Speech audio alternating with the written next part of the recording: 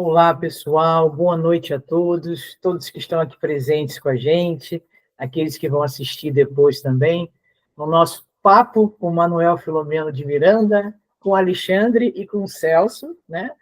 Falando sobre o livro No Rumo do Mundo de Regeneração.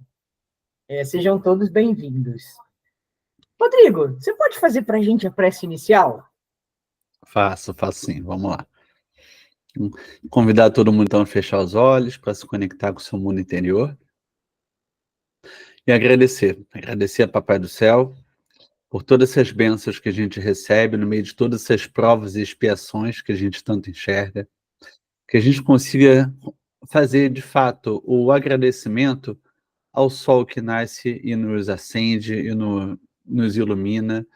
Agradecer aos irmãos que estão aqui para nos apoiar, para nos regenerar, para nos ajudar. Justamente os irmãos que nos apoiam e os irmãos que nos desafiam, porque é através deles que as nossas provas e as nossas expiações surgem. É importante a gente também poder agradecer a casa que a gente tem, é importante a gente poder agradecer as pessoas que estão ao nosso redor, porque tudo isso é emprestado. Todos os bens materiais que a gente tem são emprestados, do mesmo jeito que vêm, vão. E as pessoas que nos passam pelo caminho, todas essas pessoas a gente pode conquistar. Conquistar o amor, conquistar o afeto, conquistar uma aliança durante a nossa jornada nesse mundo de regeneração. Então, que a gente possa lembrar aqui no final dessa prece sobre o poder da paciência para a gente poder lidar com o que é diferente. O poder da paciência para a gente ser resignado diante de tantos desafios. Lembrar que paciência é a ciência da paz. E que a maior ferramenta do pacificador, que não é passivo, mas é ativo, a maior ferramenta do pacificador é o perdão. E assim ele vai conseguir desativar as armadilhas que existem por aí, as distrações ao longo dessa nossa jornada, e ele vai conseguir cultivar um amor, cultivar um caminho mais sólido e mais seguro nessa nossa reforma íntima. Que assim seja. Graças a Deus. Graças a Deus. Celso, bem-vindo! Opa! Então, deixa eu ver se eu vou compartilhar aqui, ó.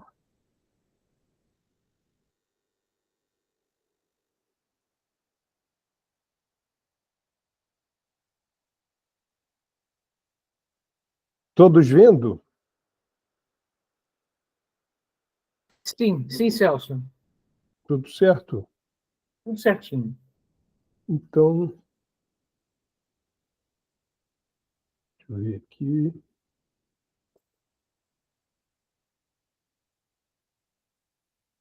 Bom, nós paramos nesse slide aqui e, então, relembrando, tratava-se de um médico aqui tem um comentário que foi feito sobre que o fato de se descobrir que estava se dando ao médico o poder divino de selecionar quem deveria viver, de deixar morrer o idoso em favor do mais jovem que necessitasse de UTI.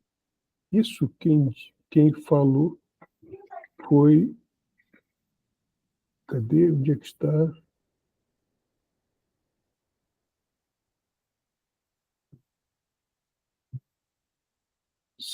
Isso foi Eurípides Barçanufo, né?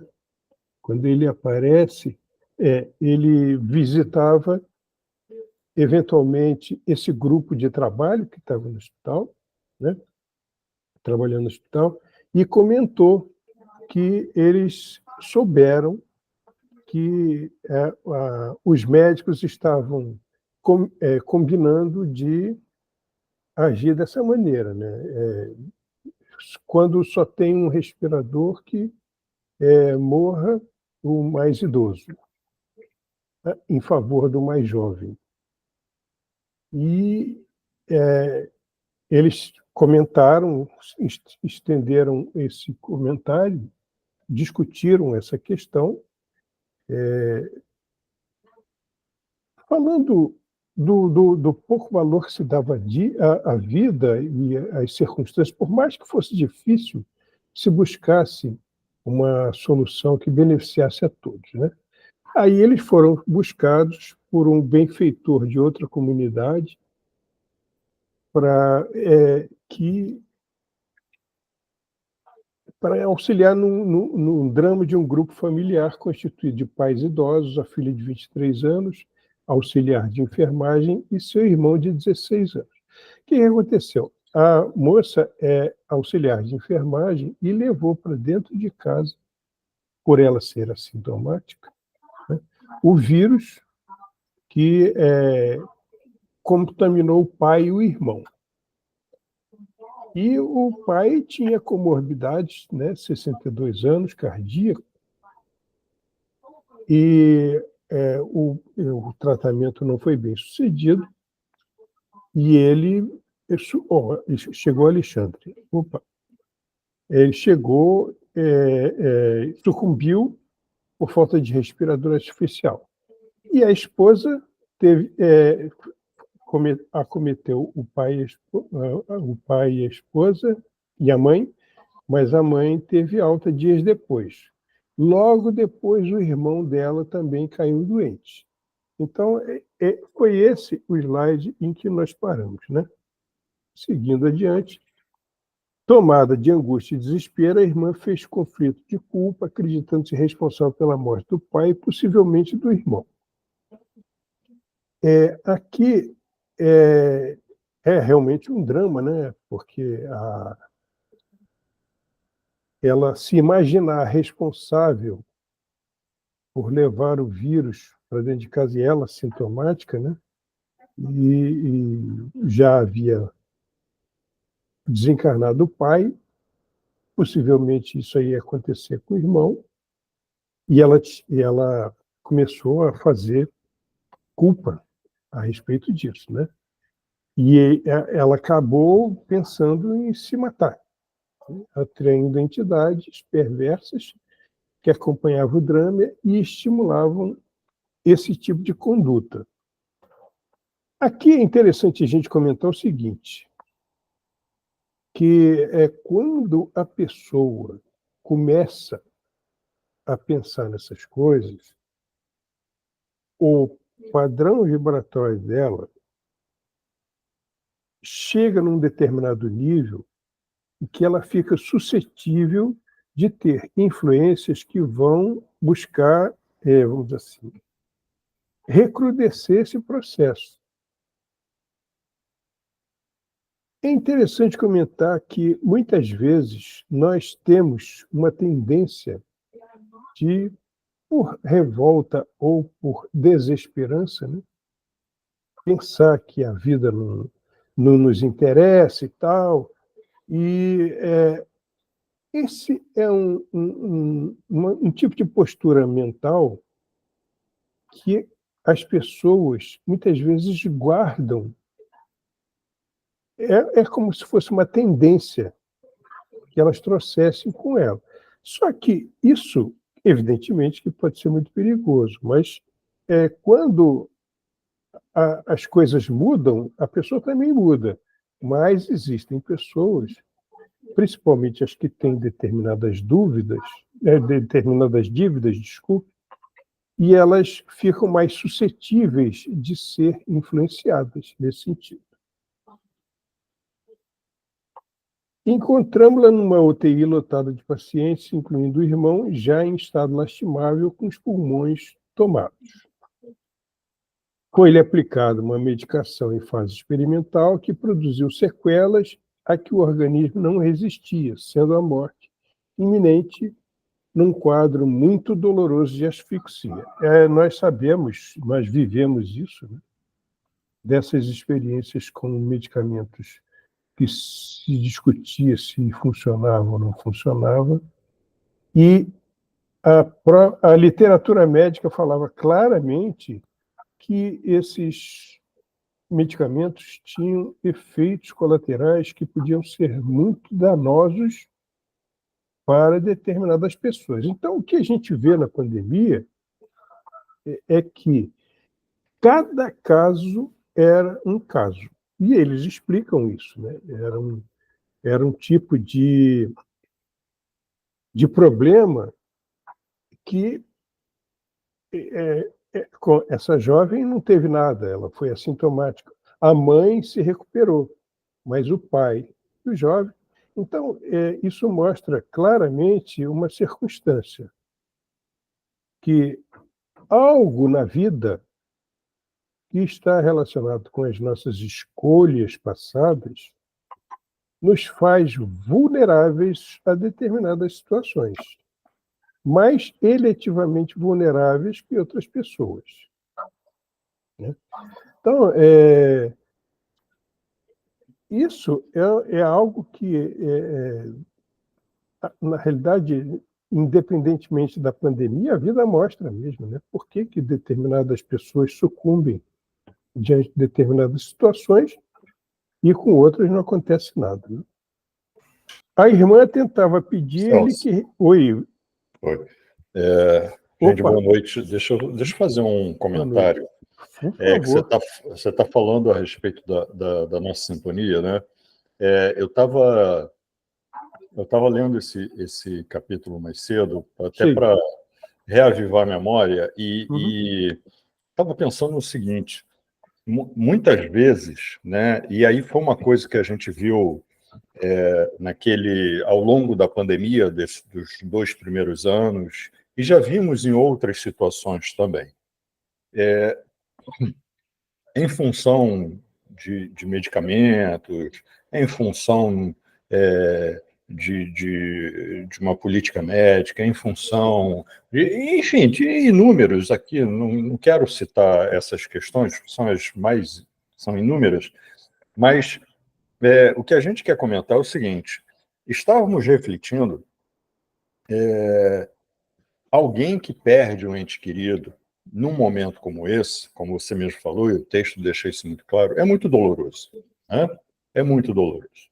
E, por vezes, para que a gente possa, numa ilusão de aplacar um pouco dessa dor, ou dar uma equilibrada nessa dor, alguma coisa assim, a gente se revolta, né?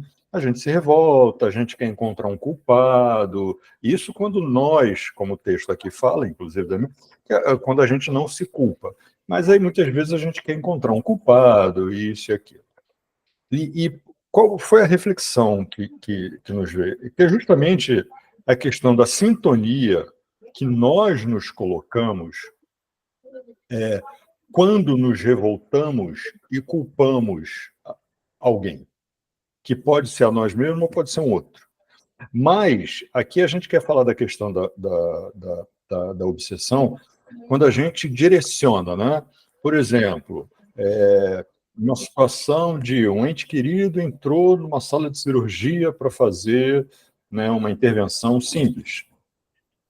E, de repente, veio a óbito. E aí a gente se revolta, isso e aquilo, parará.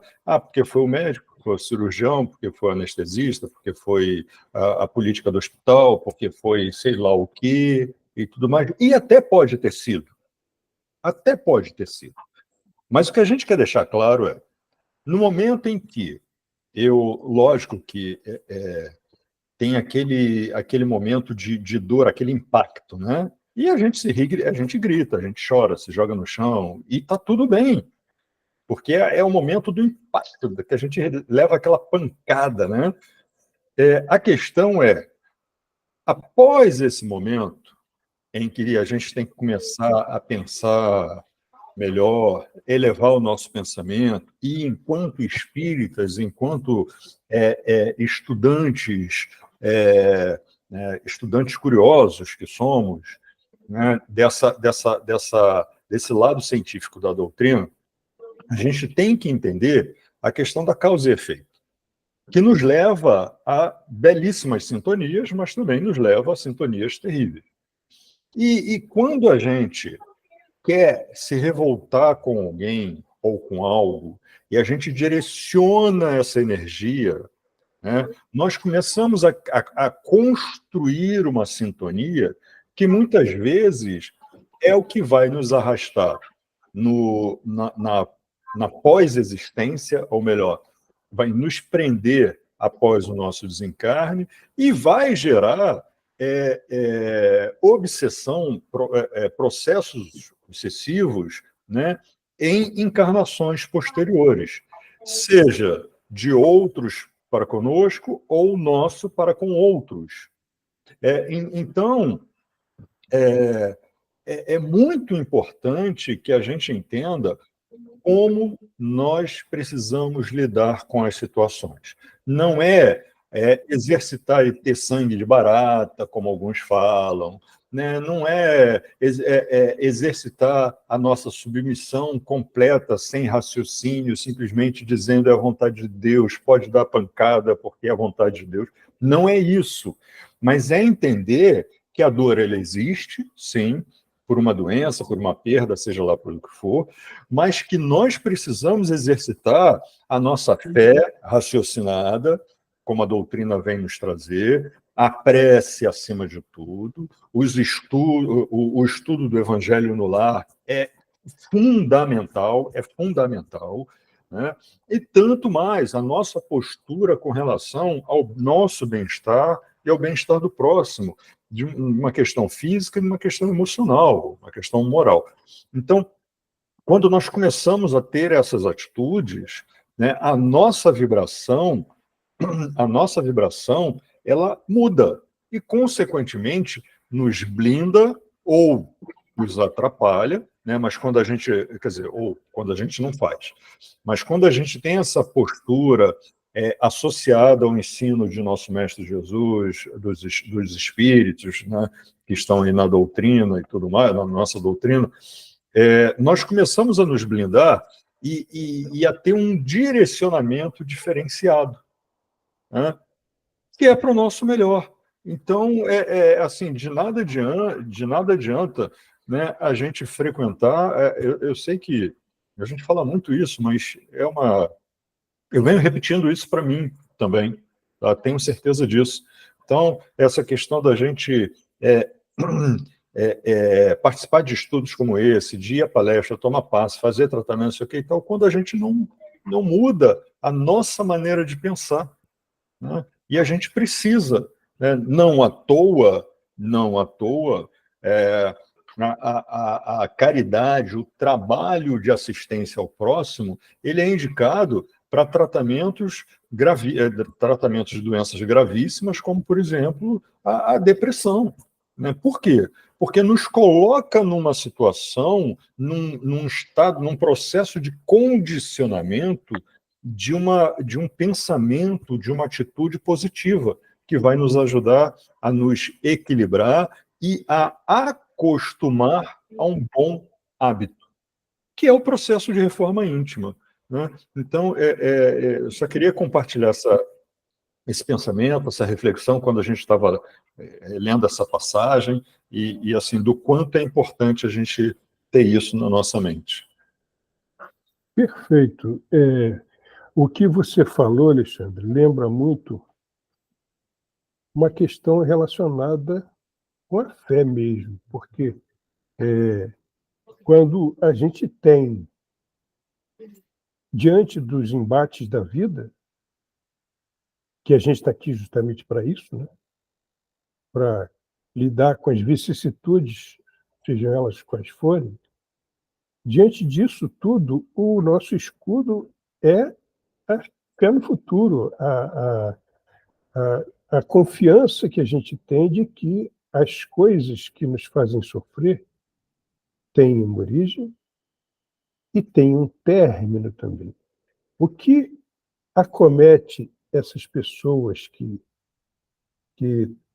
fazem ideação, muitas vezes, é um vazio, em termos existenciais, que implica em que elas não tenham confiança no futuro, que elas acreditam que nada vai adiantar, ou que fiquem revoltadas, né? Então, essa postura de que você falou, o que é de mais importante é que, na realidade, o evangelizar-se em grande parte, é a experimentar esse escudo que nos põe numa situação na qual nós dizemos: tudo bem, acontece isso, pode acontecer, isso vai acontecer, mas eu vou ficar de pé. Mas eu não vou dar ouvidos a essa sugestão que me põe para baixo. Mas, então, quer dizer, é realmente uma questão. Sim, você lembrou bem, existem as questões médicas, mas é justamente que são muito mais graves em quem não tem esses recursos que nós aprendemos a desenvolver, né? Isso mesmo.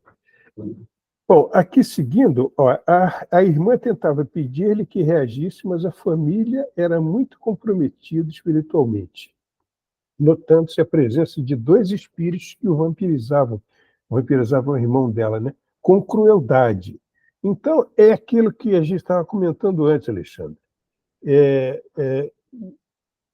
Existe uma vulnerabilidade dessas pessoas que faz com que elas reajam de forma diferente a esses acometimentos da pandemia, essas coisas todas, porque elas são comprometidas, diferentemente dela e da mãe, né, que não tinha essa vulnerabilidade.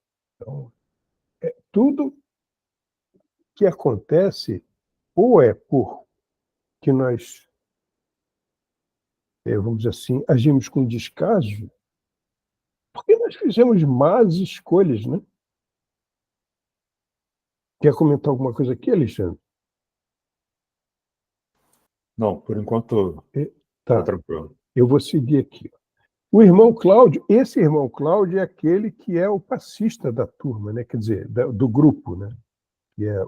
Ele tem assim ele é muito experimentado em atividades eletromagnéticas e ele está lá justamente para isso. O irmão Cláudio aplicou passes, conseguindo afastar os espíritos, com que o irmão Spinelli passou a dialogar, conduzindo-os a uma sala onde se fixariam o perispírito da nossa Amália, médium bastante sensível. Então, ali, eles já pegaram naquela situação, foi pedido para eles que eles ajudassem. Eles estavam fazendo isso da maneira possível. Eles pegaram esses obsessores, levaram para outro lugar, e lá eles já tinham uma situação que fixava eles ao perispírito da médium lá para livrá-lo, para livrar o rapaz, né? Mas com uma parada cardiorrespiratória, os espíritos se detiveram. Os médicos não percebiam o que ocorria fora do seu ambiente, mas eram envolvidos com desconhecida energia. Eles estavam. Aí é que nós podemos chamar isso claramente de misericórdia de Deus, né? É quando nós recebemos uma ajuda baseado também porque essas muitas vezes são respostas às orações. Resultante Não, Celso, Sim. não à toa fala-se que as paredes dos hospitais, né, testemunham orações mais sinceras do que as paredes das igrejas. Né? É verdade, porque lá a situação é diferente. Igreja, centro espírita, templo, seja lá o que for, porque a gente vai a esses lugares, a gente tem até uma boa intenção e tudo mais, mas existem as questões sociais. Né? A gente quer rever, a gente quer bater o ponto, a gente quer uma série de coisas. Então, nesse sentido, a gente é por isso que muitas vezes a gente recebe algumas recomendações em algumas mensagens, né? Eu digo a gente de um modo geral, né? Em que mentores de casas dizem o seguinte: olha, chega em silêncio e sai em silêncio. Se quiser bater papo, tá com saudade, fora daqui. Porque é claro, eu falo assim, mas eu não vou falar com ninguém. Não, a gente pode falar, a alegria é bem-vinda, o sentimento de felicidade, de ver o abraço, o sorriso, é óbvio que é bem-vindo. Mas é a questão de, muitas vezes, a gente acabar deixando escapar uma fofoquinha, né? Escondida como um comentário, e coisas assim, né? Então, os espíritos muitas vezes dizem, olha, entra em silêncio e sai em silêncio. Simples assim, e se mantenha sempre impresso. Porque a gente acaba, perdão, a gente acaba atrapalhando muitas vezes, né, dependendo da nossa sintonia, dependendo dos nossos pensamentos, dos nossos sentimentos, a gente acaba atrapalhando a vibração do ambiente. E no hospital, né, quem está do lado de fora, né, de uma sala de cirurgia, de uma UTI, ou ao lado ali de uma maca, enfim, está pedindo pelo amor de Deus, está dizendo, inclusive, falou, ó, leva a mim, mas não leva ele, coisa assim, de uma forma muito sincera, está pedindo aquilo de uma maneira que, enfim, seria capaz de levantar toneladas se a gente pudesse transformar aquela fé, aquele pedido, aquela sinceridade em força, né, em força física. Então, é muito importante a gente entender isso, porque muitas vezes a gente fala assim, só me resta, né? Eu lembro sempre dessa frase, só me resta orar. Gente, não, só resta todo o restante, orar é o principal, né? E a gente precisa exercitar isso. Sem dúvida. Você falou nessa disciplina do pensamento, isso é sobremaneira importante numa reunião mediúnica. Às vezes as pessoas chegam para trabalhar e isso você falou, é natural que elas, por saudade ou por amizade, elas sejam efusivas, mas ali naquele momento, naquela sala, André Luiz explica, inclusive, que aquilo ali requer justamente isso que você falou, o silêncio respeitoso de um hospital. Porque ali existem macas com espíritos que vão ser atendidos em sofrimento. E, olha, você vai entrar numa sala para trabalhar esclarecendo espíritos. Aí as pessoas estão lá agindo jocosamente, com risos altos. Isso aí não faz sentido. Não faz sentido porque aquele ambiente precisa de uma outra psicosfera, né? Bom, aqui, resultante da prece benéfica aragem surgiu, limpando as construções tóxicas e emocionando os desencarnados. Respirava-se um ar saudável. Isso tudo porque aquele benfeitor pediu para os amigos espirituais que ajudassem dessa equipe, que ajudassem nesse drama. Cristiano está falando aqui que, além dos pensamentos, os pensamentos precisam estar em harmonia, sem dúvida alguma. Sem dúvida alguma. Na realidade, assim, essa sintonia às vezes, determina a qualidade de uma reunião mediúnica. Porque se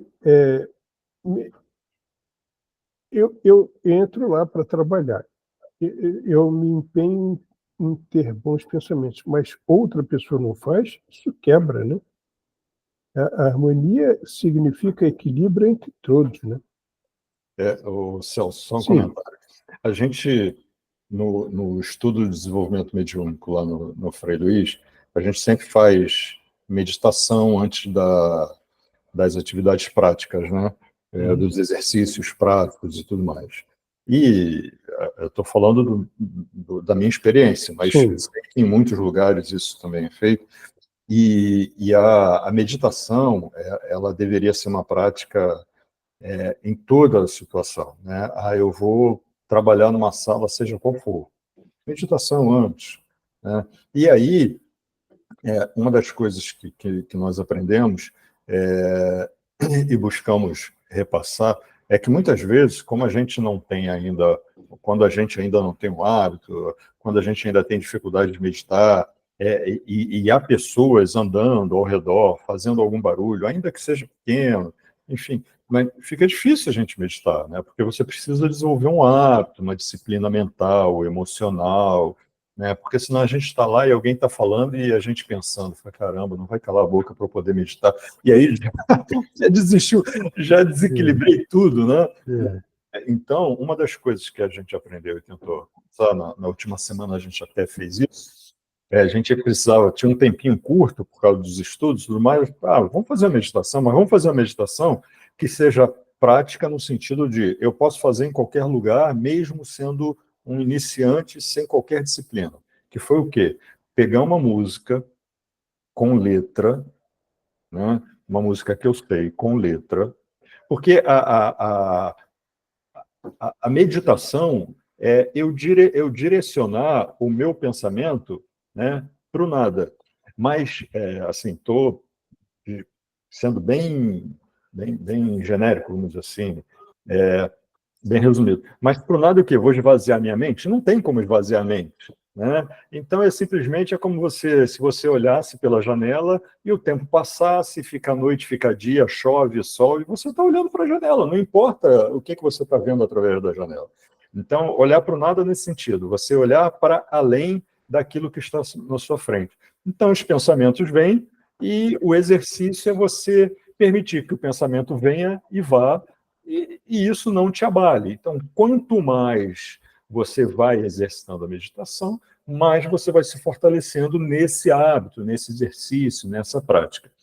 E só que no início, como dissemos, é um pouco difícil. Então, a sugestão que aprendemos e que repassamos foi: pega uma música, né? Uma música edificante, que tem uma letra bonita, né? Que possa ser utilizada num ambiente como esse, aprenda a letra, né? Não precisa ser um grande musicista, um grande cantor para ser perfeito no ritmo, mas aprenda, que seja assim, calma, tranquila, e faça a meditação cantando no seu íntimo.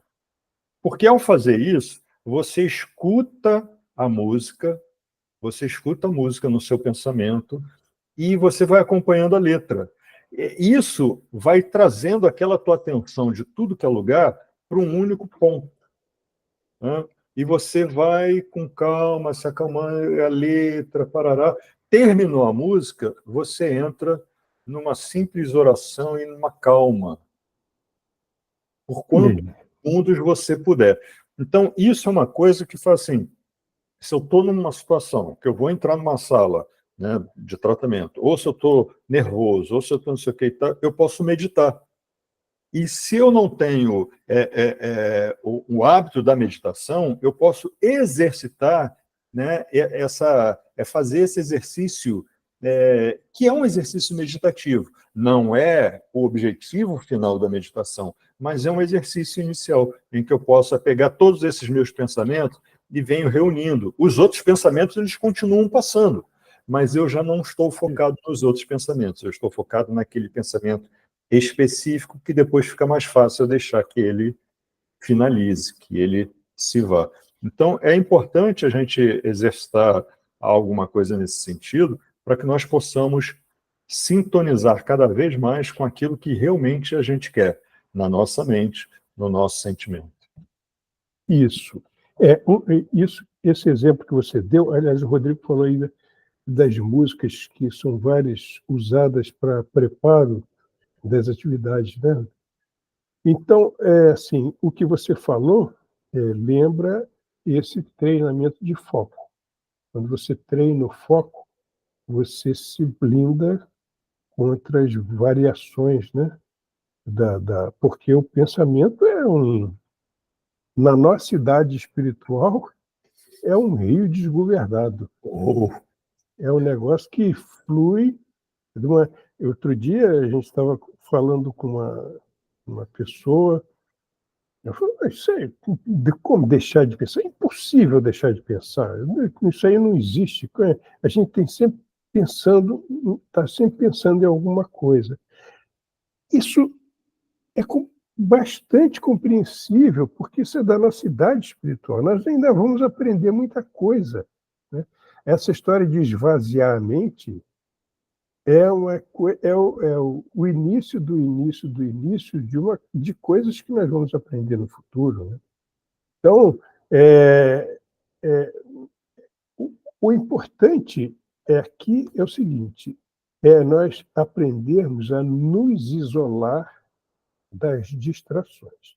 E uma das coisas mais importantes de se aprender,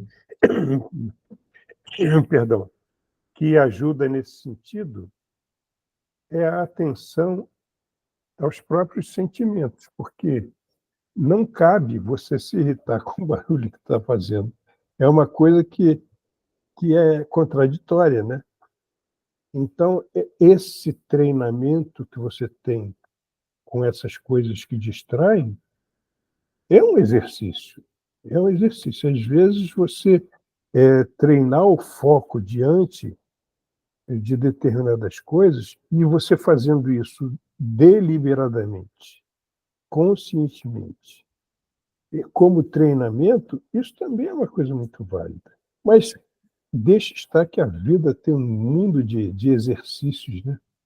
Para a gente todo dia, toda hora. Eu que confesso o meu grau elevado de reações neuróticas a barulho, a mim é um problema isso, né? Mas é um treinamento de uma vida, né? Eu não posso me deixar levar por isso, né? Aqui, então, o resultante da prece benéfica aragem surgiu limpando as construções tóxicas e emocionando os desencarnados. Respirava-se um ar saudável. Bioenergia especial extraída da natureza e trazida por alguns amigos espirituais evidenciava que o hospital fora beneficiado pela excelsa misericórdia do sublime terapeuta. Olha os efeitos da prece aí, né? Todas as coisas que a gente... essa sintonia com o bem maior, né? A benefício daqueles que sofrem. O abençoado mentor que nos fora buscar agora trabalhava deslindando o espírito do seu jovem e sofrido corpo. Era o vírus cumprindo a missão de redimir a humanidade dos seus graves delitos morais. Então, aqui é sempre útil que nós pensemos nisso. Às vezes há uma certa confusão, né? Está lá no Livro dos Espíritos, lá no capítulo sobre leis morais, a questão dos flagelos, né? Isso é da nossa história, como família humana. É da nossa história, da Terra como família humana. Nós, infelizmente, é uma realidade, né? Nós precisamos de flagelos para evoluir, porque isso está relacionado com as nossas dívidas. Então, o que nós fazemos de melhor é compreender esse processo e confiar naquele que nos criou, né? Sabendo que nós não temos que ficar reclamando ou coisa que vale é muito pior. Não adianta essa postura, né? O abençoado mentor que nos fora buscar agora trabalhava, isso a gente já falou, coube a minha tarefa de acercar-me da irmãzinha, falando ao seu ser muito sofrido que nem pudera se despedir do irmão pelo risco de contaminação. Isso a gente também já viu muito acontecer, né? Aconteceu aquilo, isola, porque nem parente pode chegar para se despedir. Então, é uma coisa muito triste mesmo. E livre, nesse momento do adversário espiritual, envolveu-se numa linda oração de imediato atendido por jovens de elevados recursos morais. Com a permissão da entidade, inspirei-lhe coragem e fé, animando-a a cuidar da mãe, ainda mais sofrida e solitária. Porque no desespero, muitas vezes, essas pessoas com ideação se esquecem dos que ficam. E lembrar-lhes dos que ficam, dos que ainda merecem a atenção, é também muito importante. Isso ajuda na recuperação, né? Mesmo que se eu me for também, o que vai ser da minha mãe? Então, existe um certo, vamos dizer assim, uma certa preocupação egóica nessa situação de querer se livrar do sofrimento, que é muito grande, sem dúvida, inegável, mas quando nós nos ancoramos na presença de outros afetos na nossa vida, isso nos ajuda a sair dessa crise, né? Alexandre, algum comentário aqui? Livre. Ela sofria a injunção, essa jovem que é auxiliar de enfermagem, perdeu o irmão e o pai, e sofria a influência de uma entidade que queria induzi-la ao suicídio. Ela já tinha alguns pensamentos nesse sentido, por causa da culpa, e uma das coisas que mais os obsessores aproveitam são justamente os processos de culpa. Na realidade, eles buscam na história da criatura uma questão que se relaciona com culpa para trabalhar isso, né? Gera essa culpa. Mas você fez isso mesmo, isso provoca um tipo de vibração que faz despertar essa culpa na pessoa, né? Mas aqui se tratava de uma culpa relacionada com algo que tinha acontecido recentemente.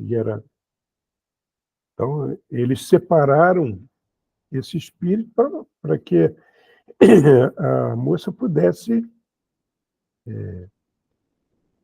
vamos dizer assim, ter uma trégua para poder se recuperar, né? Vamos ver aqui. Perdão. O espírito responsável pelo hospital, que ele mesmo fundara quando encarnado, veio apresentar seus sentimentos de afeto e gratidão. Esse espírito é o que pediu por essa família, né? Então ele veio agradecer. Ele fora mestre em faculdade de medicina, fascinado pelo funcionamento do organismo, que só se explicava como obra de um criador. E aqui a gente aproveita para lembrar o seguinte: existem essas pessoas que nem têm religião, nem professam uma religião. Muitas vezes acreditam em Deus, mas não seguem nenhum tipo de credo. E, às vezes, nem questionam muito essa questão da existência de Deus. Mas são pessoas que têm uma vivência ética formidável, porque elas veem elas trabalham o lado da ciência pensando na humanidade. Então, muitas vezes, esses cientistas, eles têm ocasião de se maravilhar com o funcionamento da vida, porque eles entram no íntimo dessas pesquisas, né? Dessas coisas, e eles se maravilham com essas coisas todas que acontecem. Esse médico era alguém que se maravilhava com isso. E ele, pela vida médica missionária, fizera muitas amizades que agora, do mais além, cooperavam com a instituição. Ele já estava desencarnado, mas ele tinha feito tanta amizade que todo mundo o ajudava, porque ele também cuidava, como desencarnado, da instituição. Naquele mesmo dia, ficamos de atender a jovem, libertando-a do opressor que tentava empurrá-la ao suicídio.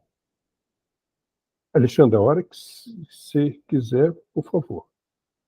Observei ao anoitecer denso, espalhando o odor tóxico de carne em putrefação, tudo isso tendo origem do pensamento voltado para as viciações. Aqui, ele está falando de uma coisa que é interessante. Nós que vivemos nesse mar de iniquidades, não temos oportunidade de, vamos dizer assim, aquilatar da qualidade da psicosfera em que a gente vive.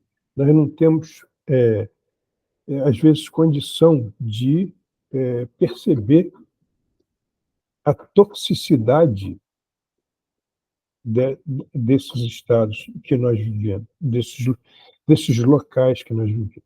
Isso lembra, como exemplo, vocês devem estar recordados da história daquele time uruguaio que fez uma viagem, caiu lá na Cordilheira dos Andes, e eles tiveram que sobreviver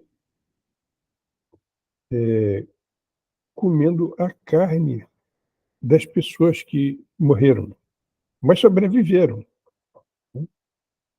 Sobreviveram graças a isso. E eles, o que eles faziam? Fica meio esquisito eu falar isso, mas é um exemplo do que acontece. Eles levavam aqueles retalhos para dentro da fuselagem quebrada, onde eles dormiam lá por causa do frio, né? Estavam lá nos Andes. Então, depois eles foram salvos, e quando o helicóptero que ia salvá-los chegou, que eles foram pegar os doentes, quando eles entraram naquela fuselagem, eles não suportaram o cheiro que existia. E, no entanto, aquelas pessoas estavam ali vivendo e nem percebiam esse tipo de coisa, porque estavam acostumados. Como nós também, muitas vezes, nós não nos damos conta. Na medida em que nós nos sensibilizamos, nós vamos vendo as diferenças, vamos ficando mais sensíveis às diferenças ambientais, inclusive vibratoriamente, mesmo encarnados, né?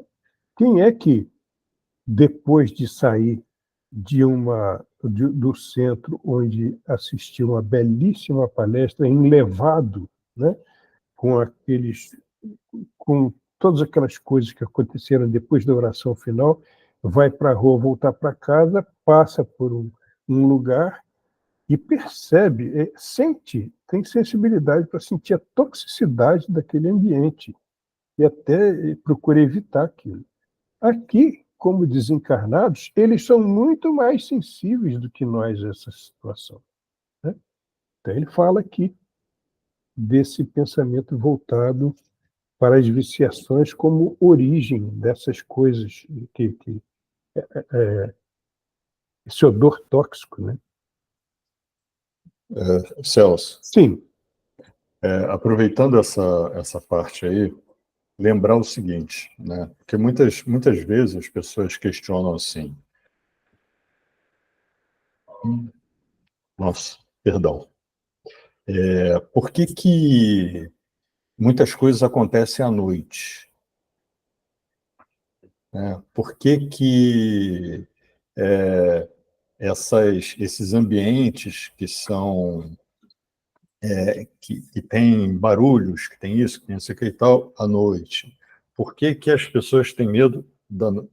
Então, é só fazer uma observação rápida. Sim. Assim, a noite é uma representação justamente da falta da luz, né? Então, existe um medo nosso em relação daquilo que está escuro, que a gente não vê, por uma questão de autopreservação, né? Sim, de muito tempo lá de trás, né, em que a noite escondia tudo que era tipo de perigo, né? E a gente traz um pouco disso ainda. E os espíritos que são os obsessores, que são aqueles que estão se divertindo, que seja o que for, eles têm ciência disso também, né? Muitos são extremamente esclarecidos, apesar de não usarem esse esclarecimento de uma forma tão benéfica.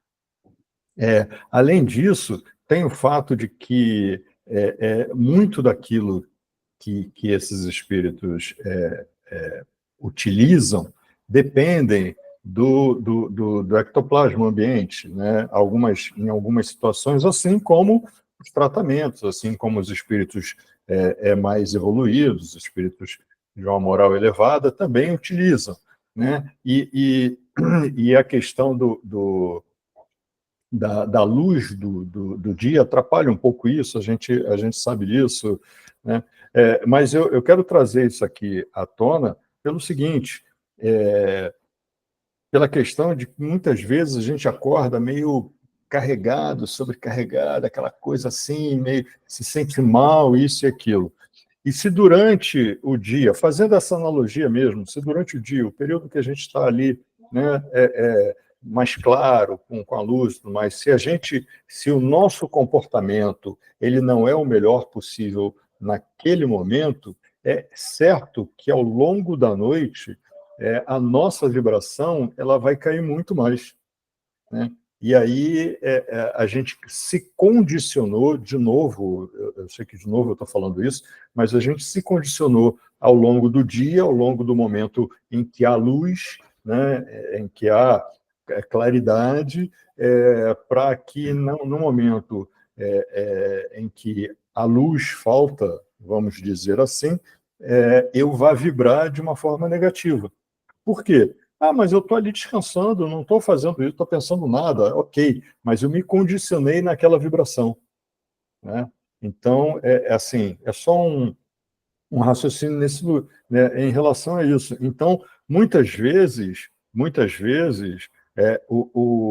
a gente entra em ambientes que eles podem cheirar, né, usando aqui até o que está na última frase, né, espalhando o odor tóxico, mas assim, por que mais, além das questões físicas do nosso mundo mesmo, do nosso plano, mas também as questões de que os espíritos mais embrutecidos, eles acabam se fazendo mais presentes e utilizando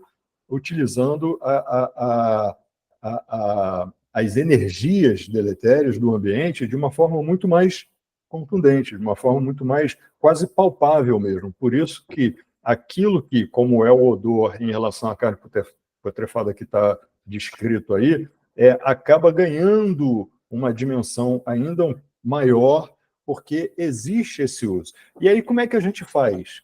Como é que a gente se protege disso? Né? De novo, oração. Oração, sempre. Né? Porque a gente diminui a interferência dos espíritos não bons em cima das energias do ectoplasma, em cima daquilo que está ali no ambiente, né? Então, a gente consegue aliviar também. Eu lembro das histórias que se conta sobre o Peixotinho, por exemplo, um médio de efeito físico fantástico, e que muitas vezes o ambiente estava na extrema, ninguém conseguia, e ele ia lá tranquilo, e ele poderia ser a pessoa mais afetada por aquilo tudo, mas ele estava mais tranquilo. Por quê? Porque ele tinha um nível de pensamento, né, uma conexão através da oração, da meditação, muito maior. Então, ele também acabava se protegendo dessas influências físicas que nos atacam os sentidos. Sem dúvida. Aliás, você lembrou uma coisa importante que, na verdade, nós temos uma vida de sono para viver, né? Uma vida de... E a nossa vida de sono é importante. Então, nós temos que nos preparar também para a vida de sono. Mudando, melhorando, tanto quanto possível, com leituras, com prece, os nossos pensamentos, para que nós possamos entrar nesse período de descanso do corpo físico de uma maneira que nos seja benéfica fora do corpo, né? Para que nós... e muitas vezes a nossa saúde espiritual precisa disso. Tantas vezes que os nossos amigos espirituais querem bater um papo conosco durante o nosso sono, mas a gente acaba estragando tudo com os pensamentos que não são de forma a levar um sono tranquilo, né? Às vezes, a pessoa está com problema, vai dormir, não consegue dormir, porque fica pensando no problema. É repetível. Hora de dormir é hora de dormir, é hora de descanso. Hora de descanso, porque a gente precisa desse refazimento. Sim. Aqui. Chegando ao nosso reduto, passamos a fruir as ondas balsâmicas do amor e da caridade, das mensagens, como se uma aragem de luar formoso conduzisse o doce perfume das rosas desabrochando ao amanhecer. Quer dizer, se eles eram uma equipe que estava naquela condição de lidar com sofrimento e todas essas coisas, eles também são sensíveis a essa parte boa, porque eles, pelos sentimentos dele, eles encontram essa, vamos dizer assim, essas coisas. Aliás, importante lembrar isso, nós que vivemos nesse mundo carregado, esse negócio todo, nós também temos que nos exercitar em buscar coisas que nos tragam paz. A natureza, ambientes, essas coisas todas, nós também temos que voltar a nossa percepção para essas coisas bonitas. Sabemos que estão tacando fogo no Brasil, sabemos que está acontecendo um monte de coisas, sabemos dessas coisas todas que estão acontecendo aí fora, mas nós temos que também ter a sensatez de buscar coisas que nos tragam paz, nos tragam... isso aí não está longe de ser alienação, muito pelo contrário, isso aí é amor a si mesmo, né? Isso aí é uma coisa importante. Bom, vamos aqui. Oi. Eu vou interromper de novo. Não, eu não interrompo. Você não interrompe, rapaz. Eu é que interrompo você. Eu te imagino.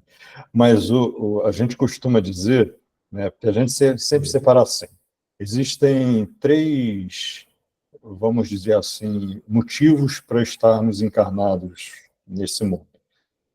Muitas vezes por prova, muitas vezes por expiação, e alguns, pelo menos assim que de um modo geral que se coloca, e alguns por missão, né, que trazem uma missão e tudo mais. Pergunta 132. Pois é. Só que a gente tem um hábito de dizer que é o seguinte, nessa tríade aí, há um ponto que é comum a todos, independentemente do mundo, da etapa, do momento em que estamos. Ou melhor, todos estamos aqui em missão, numa missão que é comum a todos, que é de aprender a amar. Essa é a nossa principal missão, né? E se estamos todos nessa fase, né, de aprendizado, e aí essa fase ela é muito longa, porque Jesus continua nessa fase, né, e aqueles que, assim que ganharam a sua consciência, nós, por exemplo, lá atrás, quando começamos a desenvolver a nossa consciência, nós começamos essa fase que é absoluta, de amar, né, da nossa missão em amar, porque a gente estava lá atrás iniciando as nossas percepções, mas já nos preparando para essa grande missão. E é justamente isso, né, até que você estava falando. A gente está aqui para aprender a amar o outro, amar a nós, amar as condições mais adversas possíveis, né? Não comemorando a dor quando chega, mas amando a oportunidade da dor, né? Ou melhor, sentindo a dor, muitas vezes chorando por causa da dor, até tendo vontade ou mesmo gritando por causa da dor, mas amando a oportunidade da dor, aceitando a condição e buscando, mesmo falhando muitas vezes, aprender com essa oportunidade. E acho que isso foi uma das maiores lições de Jesus, quando ele passou pelo que passou e nos mostrou, ainda assim, acima de tudo, a sua doçura para com o próximo, né? Sem dúvida, sem dúvida. Quer dizer, isso mostra que, na realidade, o amor é uma condição que não precisa deixar de existir, apesar de todas as outras coisas que acontecem, inclusive, como você bem falou, do nosso sofrimento. A Cristina botou aí uma observação, que a gente tem o poder de escolher para onde olhar, né? A gente pode... nós temos essa escolha, essa possibilidade de escolher, né? Prece de Cáritas, exatamente. Exatamente. É só lembrar da prece de Cáritas. São 21h31.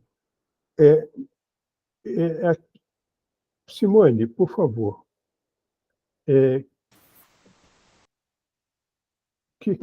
Podemos começar o 9, se você quiser. Então tá. Vamos entrar com o 9. Deixa eu compartilhar aqui. Obrigado. Aliás, Alexandre, depois eu vou mandar aí todo para você, tá?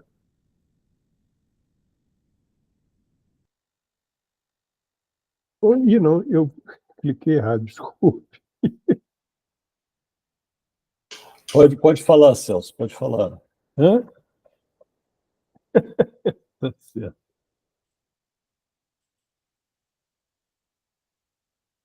Espera aí. Está aparecendo? Tá. Bom, atividades complexas no mais além, capítulo 9. Então, assim, é complexa mesmo, que esse capítulo é para a gente, vamos dizer assim, tem muita coisa lá no meio dele que a gente vai... nós vamos juntos resolver essas dúvidas, porque eu tive algumas dúvidas, e dúvidas importantes, até para que a gente aprenda mesmo. Manuel Filomeno de Miranda, ele às vezes ele bota determinadas situações que se para pensar, mas espera aí, mas isso é possível? Mas isso é assim? E aí é assim que a gente vai aprendendo. Eu acho que isso é proposital da parte dele mesmo, né? Então, aqui aquelas palavras iniciais, né? A mediunidade é uma experiência de amor na prática, especialmente por ser posta a serviço de necessitados totalmente desconhecidos, fazendo recordar o ensinamento de Jesus sobre o dar com a mão direita, sem que a esquerda o saiba. Isso é uma coisa que nós podemos nos lembrar sempre que nós estamos na casa espírita dando passe. Porque é uma consciência muito interessante. A gente entra lá para a gente trabalhar no passe e vão entrar ali pessoas. Tem que saber quais são aquelas pessoas, quem são. Você tem que pensar em beneficiá-las na sua atividade em conjunto lá com os amigos espirituais. Isso é também um exercício desse tipo, né, de dar sem olhar a quem, né?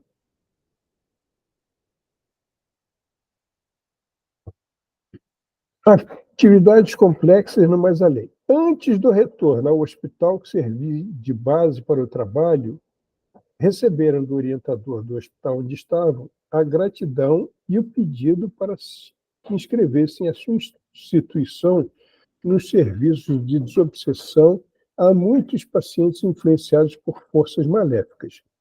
Então, eles chegaram essa equipe chegou para trabalhar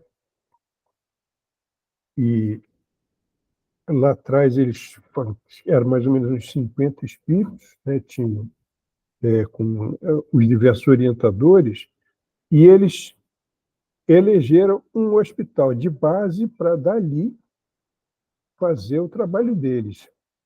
Esse é um grupo, mas existia uma considerável quantidade de grupos fazendo esse trabalho. Tanto é que lá no início nós vimos que, e quando eles falavam, eles pegaram um estádio de futebol para poder fazer aquela pré-eleição inicial, né? Para orientar todo mundo nesse trabalho. Então, eles vieram, mergulharam no trabalho, e aqui, nesse hospital escolhido,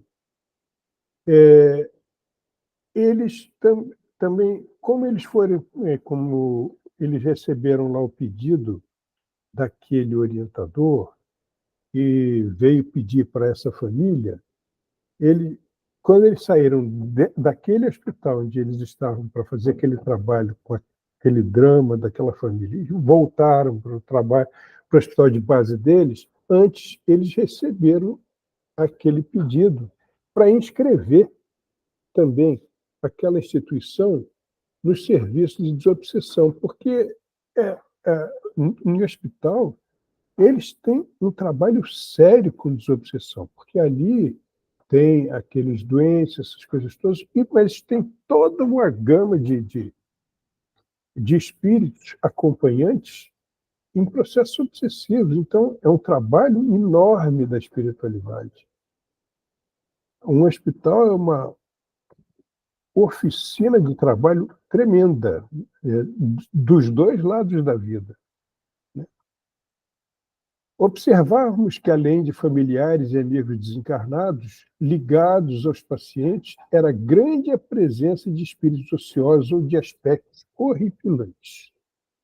E isso aí, eu me lembro que, eu não sei se foi, Alexandre vai me ajudar, foi o doutor Frutuoso que veio com um estudo em que eles recebiam alguns desses espíritos lá que eles precisavam vir mascarados, porque a expressão deles era tão impressionante que podia machucar a sensibilidade de quem visse aquilo. Acho que é sobre aqueles espíritos materializados. Eu não estou lembrando exatamente onde foi dito isso, mas a situação era bem essa. Então, aqui, ele vai falar aqui o seguinte, ó, já tiveram a oportunidade de ver essa fauna desencarnada em cemitérios onde aguardam os recém-chegados que são disputados como serviçais para uso até em crimes de homicídio. Então, o que é isso aqui? Isso aqui é o seguinte, existe uma nuvem de espíritos desencarnados mal intencionados que eles aguardam chegarem no cemitério, alguns espíritos, para dali eles conseguirem escravizar muitos desses espíritos para os propósitos deles. Então, como é que isso, ao longo desse livro, a gente vai entender isso, se bem que na literatura de André Luiz tem muita coisa a respeito também. São grupos de espíritos onde determinados líderes são grandes hipnotizadores. Aliás, nesse capítulo também aparece esse tipo de coisa. Que eles telementalizam esses espíritos que vibratoriamente são vulneráveis para um monte de coisas que eles queiram fazer. Ovoide, influenciar, sugerir processos de ideação suicida, uma série de coisas. Então, eles... Oi. Desculpe te interromper. Não, eu lembro que o Divaldo ele comentava de algumas histórias, né, a respeito de algumas pessoas, muitas vezes pessoas simples, pessoas que não tinham a ver com uma determinada situação, mas quando alguém chegava perto, essa pessoa ela era induzida a um transe, ela cometia uma agressão, às vezes até chegando a um assassinato, alguma coisa assim, algo realmente grave, e depois saíam do transe e, assim, e não lembravam de nada.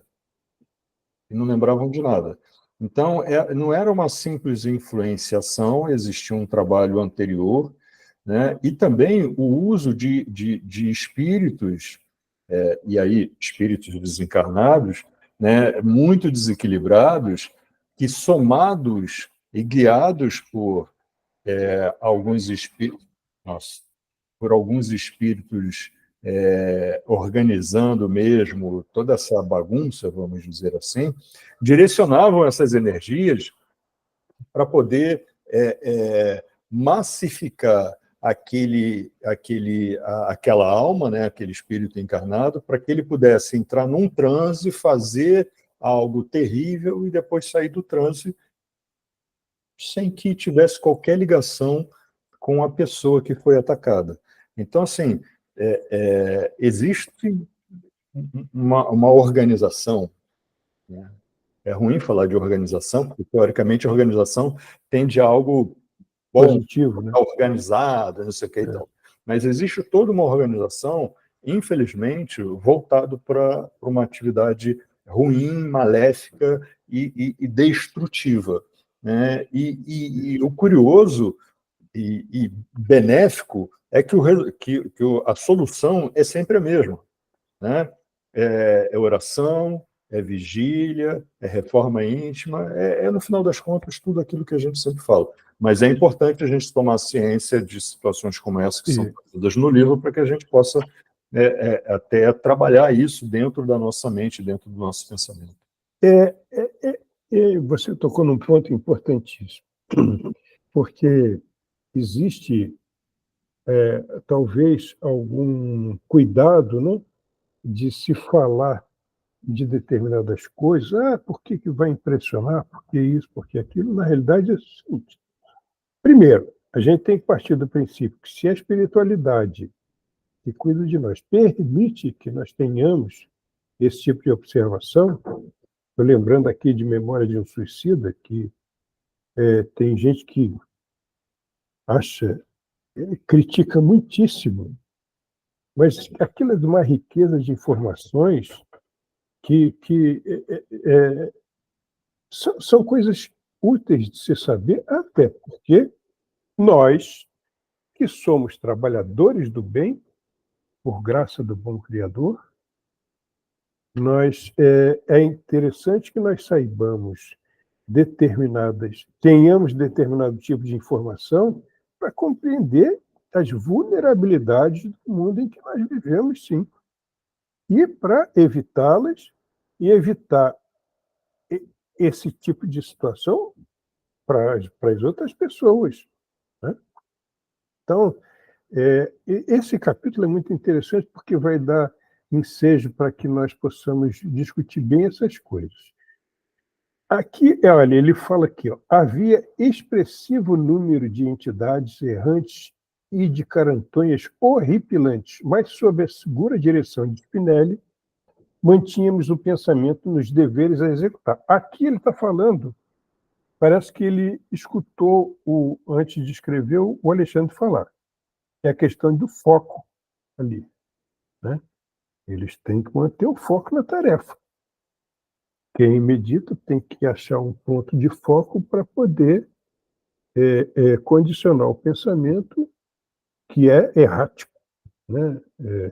Então, aqui eles também estão usando o Spinelli comanda ali aquele grupo de maneira, não, vamos focar nisso aqui que a gente vai fazer. Isso aí a gente não tem o que fazer no momento, né? E não tem que temer aquilo.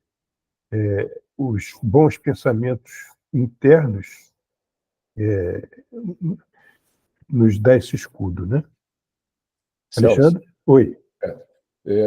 você comentando agora me fez lembrar de uma passagem em que Jesus pede a Pedro que vá à casa de Sara. Sim, Então, quando ele pede a Pedro que vá lá, né? Então assim, a família ali e a jovem doente, né? Então, pai, mãe, 2 irmãos e ela.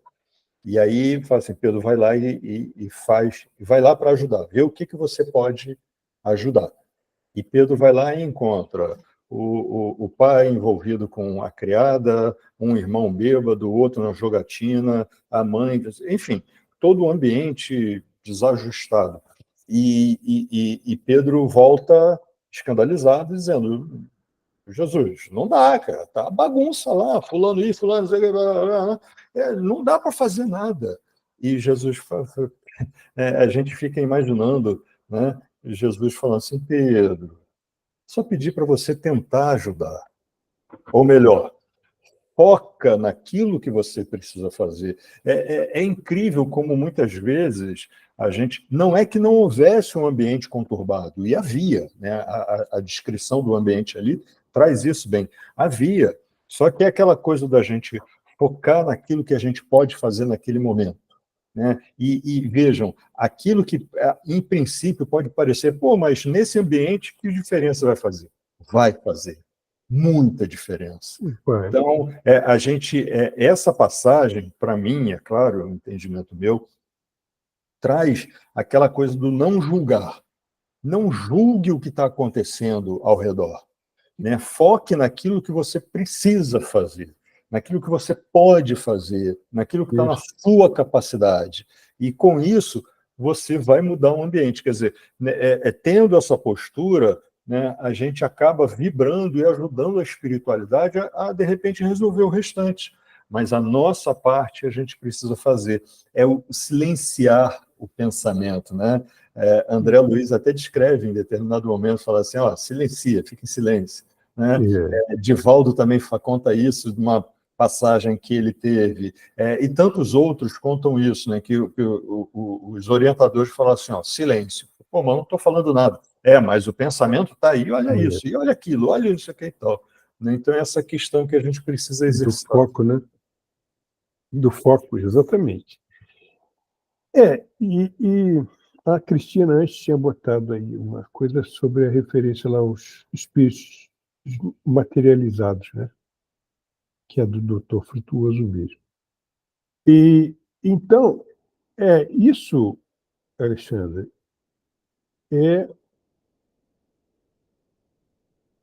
lembra que se cada um de nós tentar, pelo menos tentar, fazer a própria parte, já muda o ambiente.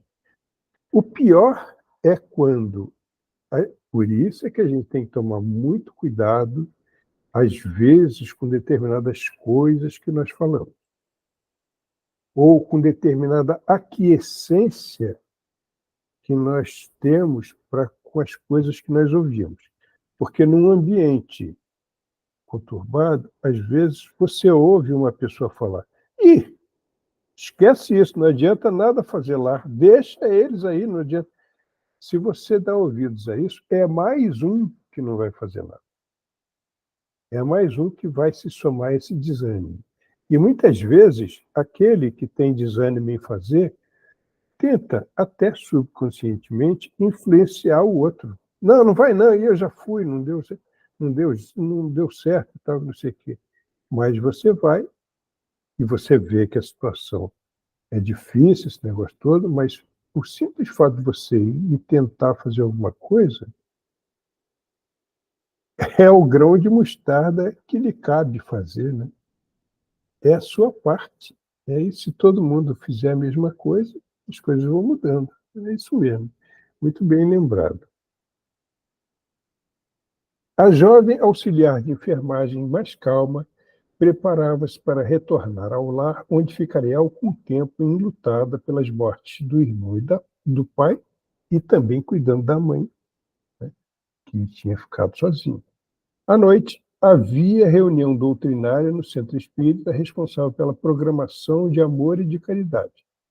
Então, assim, eles vieram todos programados. Vamos nos ficar aqui nesse centro, vamos trabalhar naquele hospital e vamos sair para fazer o nosso trabalho. Então, aqui tem uma coisa interessante também, e quando eu li esse negócio aqui, Simone, eu fiquei pensando naquele espaço lá em cima, bonito no Gresg, aquela parte que tem lá em cima, porque esses espíritos, as casas espíritas são aproveitadas pela espiritualidade para eles se hospedarem e fazerem o trabalho deles. Primeiro, por causa do ambiente da psicosfera, né? E segundo, porque a casa espírita tem... pois é. Então, olha aí, tá vendo? Já falaram, viu? Já está tudo já exatamente Pois ali é. mesmo. Então, porque, assim, isso é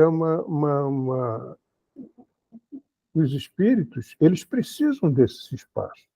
E nós precisamos que eles precisem, né? Porque a companhia deles melhora a nossa psicosfera de trabalho, evidentemente, né? E olha, e como é gratificante, a Simone que deve abrir um sorriso enorme com isso, como é gratificante a gente emprestar uma estrutura física para esse tipo de coisa, né? Que tem uma estrutura correspondente lá do outro lado que está sendo usada para esse tipo. Ali é um posto em que os espíritos vêm, ficam e saem dali para as missões deles. E é o que ele fala, que à noite havia reunião doutrinária do Centro Espírita, responsável pela programação de amor e de caridade. Essa programação de amor e de caridade era relativa também ao trabalho que eles estavam fazendo. Ali no hospital tinha aquela parte relacionada também com amor e caridade, evidentemente, mas mais da parte que lidava com a saúde, a obsessão e todas aquelas circunstâncias que a gente viu. Mas aqui existia uma programação também voltada para o amor e caridade relativa ao trabalho que eles estavam fazendo. Por causa da quarentena, só compareceram presencialmente poucas pessoas da comunidade, além de mais 20 pessoas devotadas ao trabalho. Então, nós vivemos isso, né? Nós querendo ir à casa espírita, não podia. E a gente fazia as coisas pela internet, mas assim que começou a voltar, com todo cuidado, nós fomos voltando, para significar, para aqui, parte significativa de pessoas acompanhava o estudo pela internet e todos seguiam a interpretação do Evangelho pelo orador do tema A Felicidade Não É Deste Mundo. Então, ele diz aqui que o orador estava visivelmente inspirado e referiu-se às duas feições da vida encarnada e desencarnada, demonstrando a grandeza da imortalidade como única forma de entender-se a criação. E isso é uma coisa que também é importante, porque, às vezes, nas mesas mediúnicas, o espírito está tão envolvido com o sofrimento, com aquelas situações todas, com esses dramas, com todas as coisas que acontecem, é útil que nós o lembremos de uma coisa muito importante. Olha, aquilo que a gente mais teme não existe, que é a morte. Nós continuamos. Nós vivemos sempre. E viver sempre é ter oportunidades de lutar pela felicidade, de ganhar essa felicidade. né? O que faz com que esses espíritos, e muitos encarnados que sofrem muito, é a desesperança. É achar que não tem mais nada a fazer, é achar que não adianta nada. É a tal da falta de fé no futuro, né? Nós estamos aqui por algum motivo. Isso aqui vai dar em alguma coisa, né? Então, quando a gente lida com esses espíritos e percebe essa desesperança, é aí que a gente tem que ter a oportunidade de falar para eles: olha, a vida continua, tudo passa, como diz Emmanuel, a vida continua, vamos em frente. Aqui, visivelmente inspirado, isso aqui a gente já falou.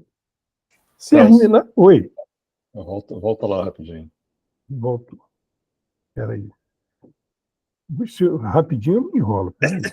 Não, então deixa. Não, já está lá. Não, só um comentário.